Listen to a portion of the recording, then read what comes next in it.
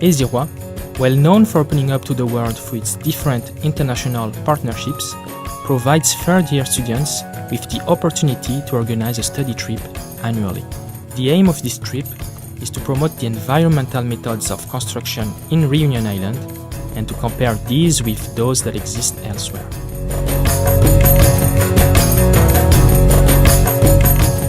Bali is one of the 17,000 islands located in Indonesia. It is the fourth most populous country in the world, with a total of 252 million inhabitants in 2014. The Taman Ayun Temple is one of the most attractive temples in Bali. The uniqueness of this temple is its meru, with 11 roof tiers. This temple is located in a beautiful park, which is also a place of worship. During this adventure, we tasted traditional dishes, well known for their spicy flavor. In fact, the daily food is often a mixture of rice, vegetables, peanuts, and sometimes meat. The diverse cultural backdrop in Bali is a mix of both foreign and indigenous customs. The Uluwatu Temple is one of the 6 key temples believed to be Bali's spiritual pillars. This temple is full of different ancient sculptures, giving appeal to the architecture and tracing the traditions of Bali. Indonesia is one of the richest countries in the world in terms of biodiversity.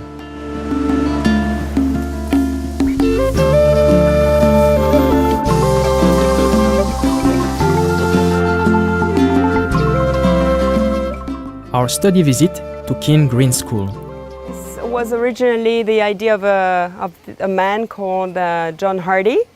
He created the school based on his kind of traumatic experience of school as a child. So when he grew older, he said, if I can afford one day, my dream would be to build the school I would love to study in.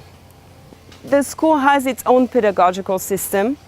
It started with a Steiner Waldorf Wachstab base, and because the school is a little bit like the representation of the space, the place. It's not fixed, it's not squared, it's never finished. It keeps evolving all the time. The different head of the school and teachers decided commonly to create their own curriculum and their own system. We are here so connected to nature in this school. The students are nature all the time, be with those gardens, be with dirtying these hands. Actually, one of the leitmotif sentence of the school is, this is a school where the children get dirty for a good reason. So this really tells what the school is all about. It's to put your hands on project, to be connected with nature and understand that this is all we are. This is all we have. And if we're not gentle and if we don't take care of it, then it's going to be gone. So we need to start being aware and mindful about it right now. To be totally off the grid, a solar field with batteries was set up at the end of 2012. 108 PV panels were financed by the Accio Foundation. Meanwhile, a vortex was installed, but unfortunately, it has never been operative. This is the second gravitational water vortex in the world. Green Village is a for-profit private housing compound, and it was built by the same people, which is John Hardy's and family. Here we have this on our offices, and this is Sunrise House is a mix of intricate patterns of black and white bamboo used to create luxurious floors, walls, ceilings, stairs, and railings. Even the roof is an innovative arrangement of bamboo shingles. This house combines original features and traditional practices. This house has different floors, with a kitchen, a lounge, a dining space with fabulous views, 3 double bedrooms with ceiling fans, and 3 ensuite bathrooms. The foundations, also made of bamboo, are based on stones and concrete, which are rigid structures providing better stability. The beams are composed of laminated wood to span long distances and to support the floor framing. In addition, spaces were left at the stair level to let the light shine fully through. Water consumption on this site is ensured by spring water. As it is a natural material, bamboo is vulnerable to insect attacks, in particular termites which deteriorate its strength. That is why bamboo is treated with a boron solution before being used.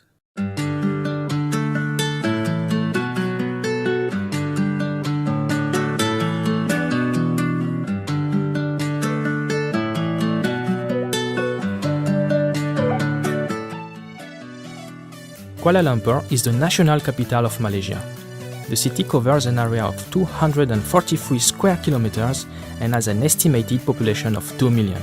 The city is mainly known for its multicultural diversity, its multiplicity of activities, and its technological progress, which illustrates the standard of living.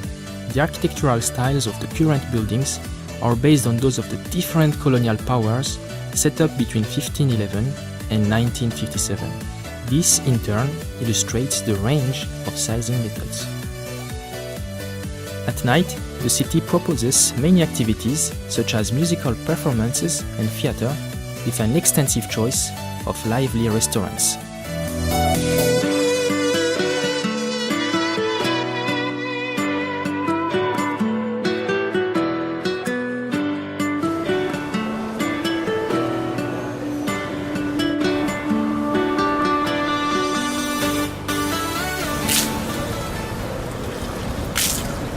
This diamond building, okay, this building is owned by Energy Commission of Malaysia. Okay, it's also as a symbol, unique symbol in Putrajaya. It's known as a diamond building or gem building.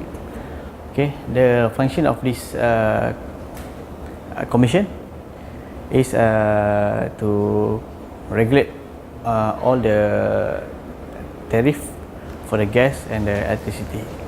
This building is certified by GBI and also the LEED and Green Mark from Singapore. The diamond shape of this building, whose facades are tilted at 25 degrees, provides self-shading north and south. Natural daylighting is maximized by the atrium, which diffuses light inside the building. The atrium is equipped with mirrors to prevent glare and deflect the light deep into the rooms. Other energy-efficient systems have been installed on the rooftop. These include photovoltaic panels that cover 10% of the building's energy needs, as well as rainwater tanks used to store rainwater from the dome. This is used for both toilet flushing and irrigation of the surrounding vegetation.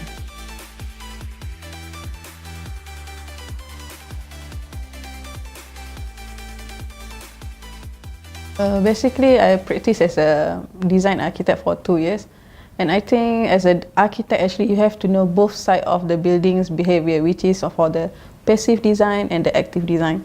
So basically, energy helps you to understand the building behavior more details, which is for the architect. Usually, we just involve for the for the building orientation, on how to design the aesthetic value of the building, but for energy, of course, you have to know the whole thing of the building, like aircon system and how you want to reduce and help the sustainability for the carbon emission reduction. So it's really motivate me on how to go deeper for my career as an architect plus a sustainability consultant. Well, actually, BEI is a measure of building energy intensity. Okay, it's actually not just a Veritas policy, but it's actually a worldwide policy that we are trying to implement and reduce all the buildings' BEI to an optimum level. Because like what I explained just now, the lower the building's BEI, the lower power usage that they'll consume. So from then you can see that there is actually a lot of energy savings from there. And we are trying to make the world greener by using less fossil oils. We are trying to use whatever resources that we can to produce renewable energy.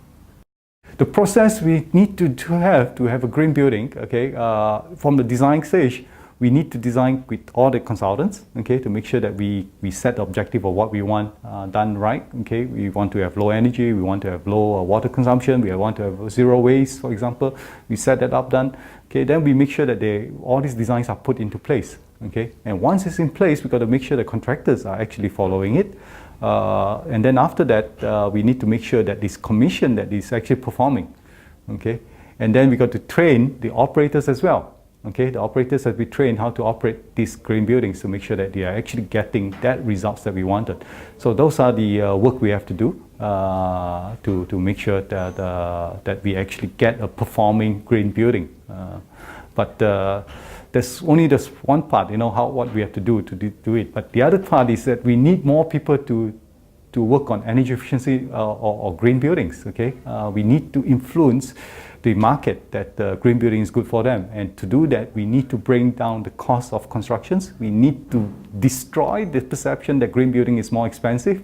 Okay, we need to show them that we can actually build a cheaper building for you if you actually put in green and sustainability into your design. Okay, that's where we are right now. We need to get the message out.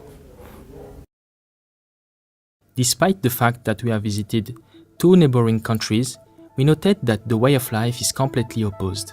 Indeed, on the one hand, Bali encompasses greenfield, a holistic approach to the environment, amazing natural structures, beautiful scenes of rice paddies, handcrafting practices, as well as a wild and preserved landscape. On the other hand, Kuala Lumpur presents concrete driveways, a misuse of energy resources that must be improved, astonishing concrete constructions, artificial relaxation spaces, and a highly urbanized city. We are very grateful to everybody who made this enriching study visit possible.